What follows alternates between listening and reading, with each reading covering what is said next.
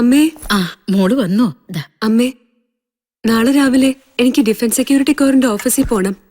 അവിടുത്തെ ഓഫീസറും എന്റെ കമ്പ്യൂട്ടർ സെന്ററിലെ പ്രിൻസിപ്പളും അടുത്ത പരിചയക്കാരാ.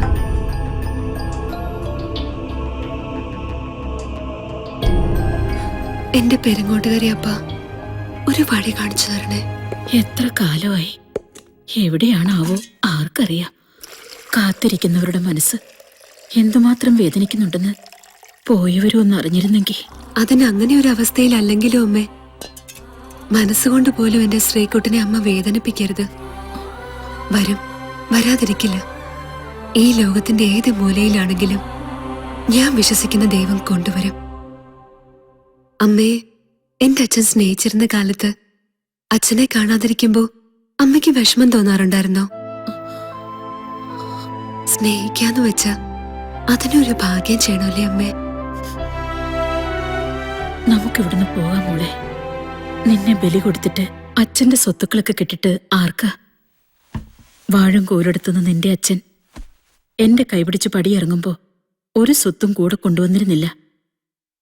അപ്പോ ഇല്ലാത്തതൊന്നും ഇപ്പൊ എനിക്കെന്തിനാ? അമ്മയ്ക്കെന്താ മരിക്കാൻ ഭയമുണ്ടോ? ഈ ഭൂമി ആകാശമൊന്നും ഭദ്രൻ തമ്പുരാന് തീരെഴുതി കൊടുത്തൊന്നും അല്ലല്ലോ. തല പോയാലും ഈ കേസിൽ നിന്ന് ഞാൻ പിന്മാറില്ല. അങ്ങനെയൊന്നും പെട്ടെന്ന് മരിക്കാനുള്ളവരല്ല നമ്മൾ. എന്റെ അമ്മ ഇങ്ങനൊരു തൊട്ടാവാടിയായിട്ടാ. ഇല്ലെങ്കിൽ വാഴിൻകോവിലെടുത്ത് താക്കോൽ കൂട്ടം അമ്മയുടെ അരയെ കണ്ടേനെ.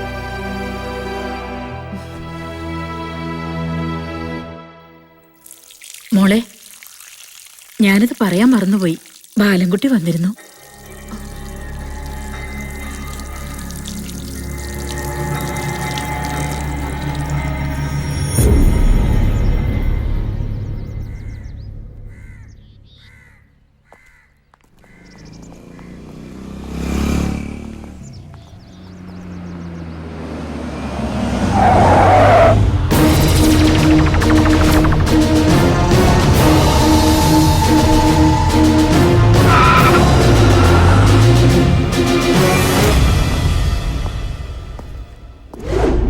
മാഡം, സാറ് വരാൻ പറഞ്ഞു.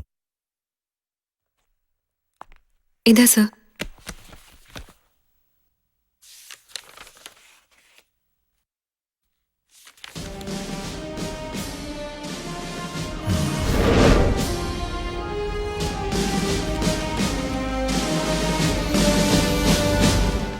കാണാതായ ശ്രീകുട്ടൻ ഗായത്രിയുടെ ആരാ? എന്റെ അമ്മായിയുടെ മകനാ. സാധാരണഗതിയിൽ 3 രീതിയിലാണ് ഒരു പട്ടാളക്കാരൻ ഫീൽഡിൽ നിന്നും മിസ്സിംഗ് ആവാറുള്ളത്. First case, in an attack by the rival force. Then the second one is kidnapping by the enemies. മൂന്നാമതായി പേമാരി, ഉരുൾപൊട്ടൽ, മണ്ണിടിച്ചിൽ, അങ്ങനെ ഏതെങ്കിലും തരത്തിലുള്ള നാച്ചുറൽ കലാമിറ്റി, ഐ മീൻ പ്രകൃതിക്ഷോഭങ്ങൾ. ശ്രീകുട്ടന് എന്തെങ്കിലും അത്യാഹിതം സംഭവിച്ചു എന്നല്ല ഞാൻ പറഞ്ഞു വരുന്നത്.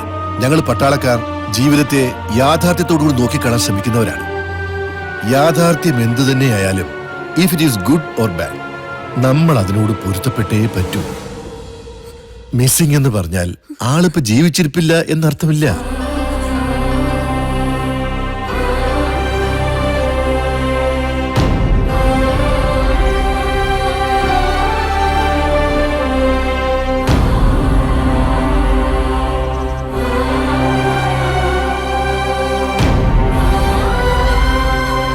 ഗായത്രിയുടെ ഈ ഫയലിന്റെ അടിസ്ഥാനത്തിൽ ഈ കാര്യത്തിന് ഞാൻ പ്രത്യേകം മുൻതൂക്കം കൊടുക്കാൻ ശ്രമിക്കാം.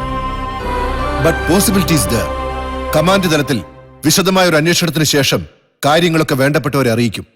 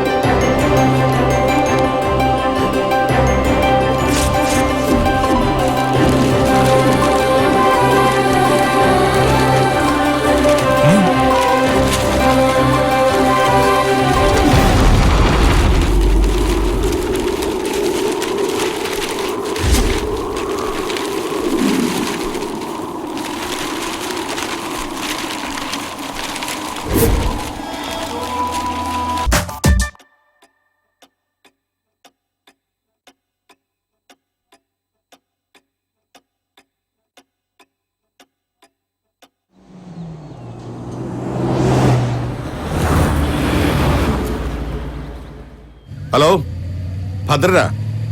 ആ പറ വക്കീലേ. താനിങ്ങനെ ചൂടാവല്ലേ വക്കീലേ. ഇത് ഒരു തരം വരട്ട. ചൂണ്ടയിൽ കൊത്തിയ കളി നമ്മുടെ വശത്ത്, ഇല്ലെങ്കിൽ ഗായത്രിയുടെ വശത്ത്. ഒന്ന് പോവാൻ പറ ഈ ബാർ കൗൺസിൽ അംഗങ്ങളോട്. പണത്തിന് മീതെ ചക്കാത്തിൽ ആരും പായ വിരിക്കാറില്ല. ഇത് ഭദ്രന്റെ പഴമൊഴിയാ. വക്കീല് ധൈര്യമായിട്ടിരിക്കേ.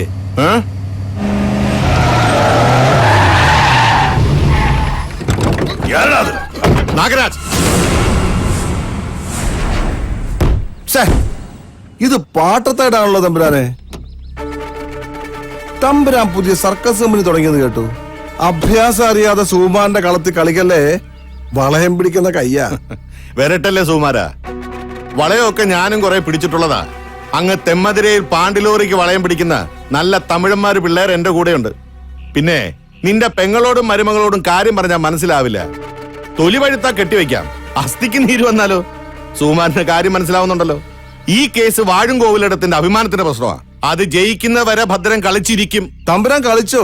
പക്ഷെ കളിക്കുന്ന കളി കോടതി മതി. ഇനി എന്റെ പെങ്ങളെ വീട്ടിൽ കയറി നാലാംകടി ചട്ടമ്പത്തിനെ കാണിച്ചോണ്ടല്ലോ.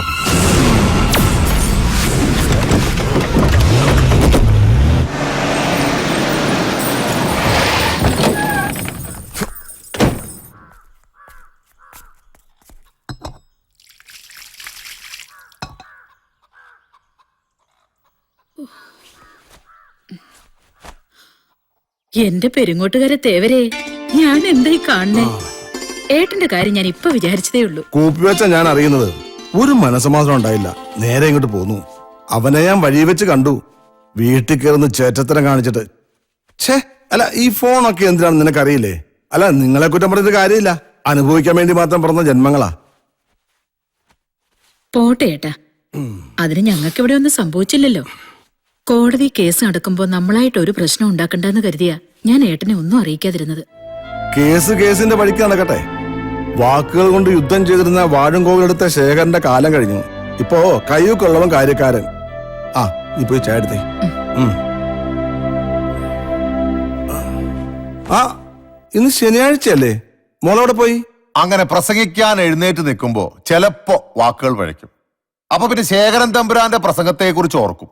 പിന്നെ കണ്ണും പൂട്ടി ഒറ്റ കാച്ച സദസ്സേ ഇങ്ങനെ വിറങ്ങലിച്ചിരിക്കും. ഗായത്രി എന്റെ പ്രസംഗം കേട്ടിട്ടില്ലല്ലോ. ഓ, 4 വർഷം മുമ്പുള്ള ഇലക്ഷൻ കേട്ടതായിരിക്കും. എങ്ങനെ ഓർത്തിരിക്കാനാ? ഒരു 6 മാസം കൂടി കഴിഞ്ഞോട്ടെ, അപ്പോ കേക്കാം.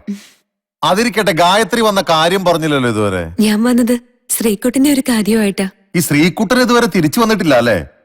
ഒരു 100 കൂട്ടം കാര്യങ്ങളുടെ ഇടയ്ക്ക് ഞാൻ